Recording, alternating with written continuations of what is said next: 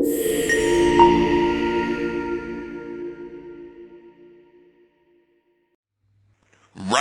go! Tausiah Kiai Syaidina Ali bin Abi Tholib radhiyallahu anhu pernah berkata, bila mana manusia menemui ajalnya, maka saat itulah dia bangun dari tidurnya. Karena ketika manusia itu mati, maka baru keluar ruhnya dari jasadnya. Ketika itu manusia baru percaya dan melihat kenyataan, bahwa alam ruh itu ada, alam gaib itu ada, siksa kubur itu ada, siksa neraka itu ada, para wali para nabi itu ada, para malaikat itu ada, dan banyak lagi yang sebelumnya dianggap tidak ada. Ternyata ada semua. Selama ini apa yang diperjuangkan di dunia yaitu kedudukan dunia, kekayaan, kemewahan, wanita, apa saja semua hanya semu, ditinggalkan, dan perjalanan memang masih jauh. Saya umpamakan orang yang hidup di dunia ini, umpama orang yang terjebak di dalam jasadnya sendiri, tak pernah tahu soal apa yang ada di luar jasadnya. Ruhnya terjebak dalam jasadnya sendiri, umpama seorang sopir mobil yang terkunci di dalam mobilnya sendiri. Jasad itu kendaraan bagi ruh, dan ruh adalah pengendara dari jasad. Ruh dan jasad itu bukan satu bagian, tapi dua bagian yang berbeda, umpama sopir dan mobil yang dikendarainya. Bayangkan tentang mobil.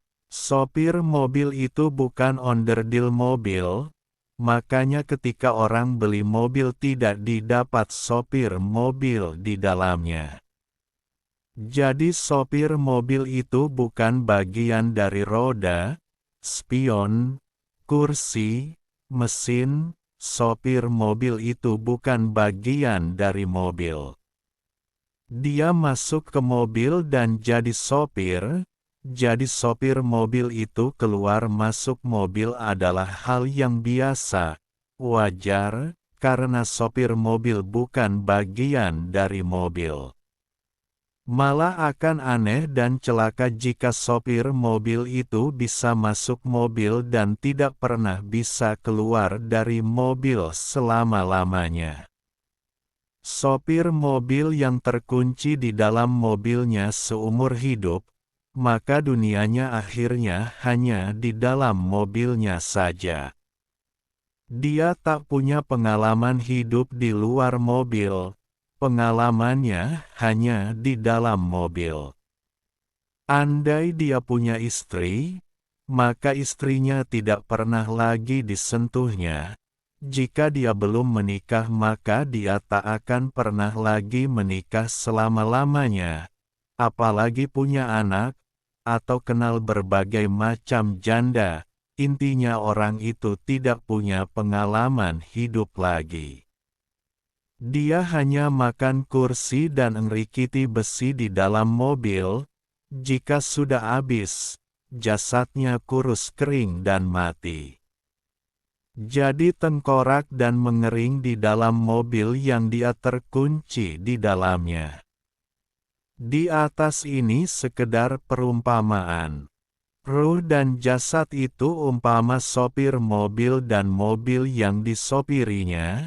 Jika ruh itu tak bisa keluar dari jasad, itu umpama sopir mobil terkunci di dalam mobilnya dan tak bisa keluar dari mobil yang dinaikinya. Ruh yang terkunci di dalam jasadnya maka tak pernah punya pengalaman ruhani, atau pengalaman ruh. Alam yang diketahui hanya alam jasad, alam ruh dianggapnya tidak ada. Ini, umpama, jika semua orang misalkan terkunci di dalam mobilnya sendiri-sendiri, dan ada orang satu yang bisa keluar dari mobil yang dinaikinya, karena semua orang terkunci di dalam mobil yang dinaiki. Bisa jadi menurut semua orang, yang benar itu orang harus terkunci di dalam mobilnya sendiri, makan kursi dan ngerikiti besi mobil. Yang bisa keluar dari mobil itu orang nyeleneh, sesat, dan gak umum. Perlu diusir, karena berbuat yang tidak umum. Sebab umumnya orang itu ya harus terkunci di dalam mobilnya.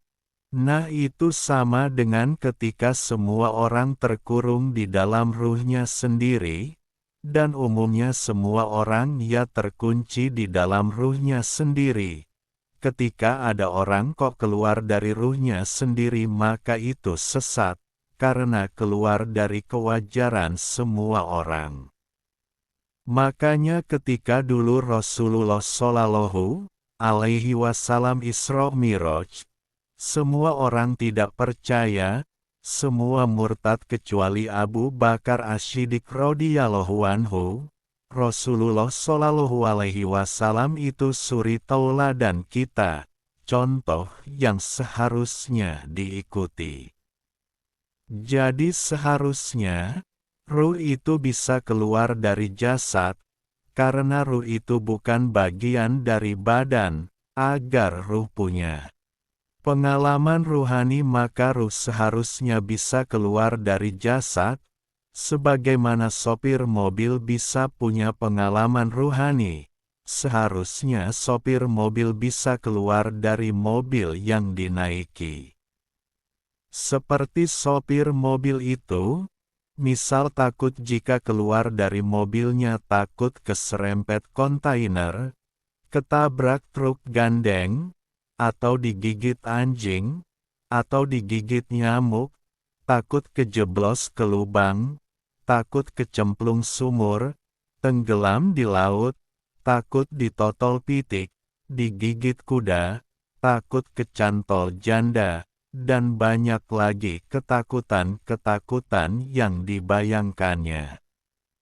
Padahal semua ketakutan itu tak mesti dialaminya, karena hanya sebatas bayangan-bayangan yang terlintas di benak pikirannya.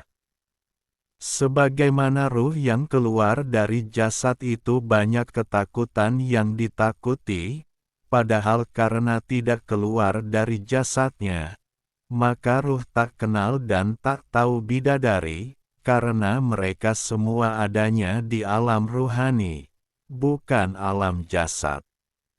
Ruh yang terkunci di jasadnya sendiri, itu diumpamakan oleh Sayyidina Ali sebagai orang yang tidur, dan ketika mati, ruhnya keluar, maka diumpamakan baru bangun dari tidur. Ketika orang kok ruhnya sudah keluar ketika masih hidup, maka itu dinamakan hakikatnya mati sakjeroning urip atau mati di dalam keadaan masih hidup, karena mati itu ruh keluar dari jasad. Tapi ketika masih hidup orang itu sudah bisa ruhnya keluar, maka dia sudah bangun sebelum orang itu mati. Dan awal makrifat itu arafa nafsahu, awal kemakrifatan seseorang itu adalah orang ketika tahu siapa ruh di dalam jasadnya. Dan tahu ruh di dalam jasad sendiri itu bisa diperoleh setelah mata ruhnya terbuka dan melihat. Dan mata ruh itu bisa terbuka ketika ruh sudah keluar dari jasad yang ditempatinya. Selama ruh itu tak pernah keluar dari jasad yang ditempati, maka kemakrifatan atau makrifatullah tidak pernah diperoleh. Semoga paham.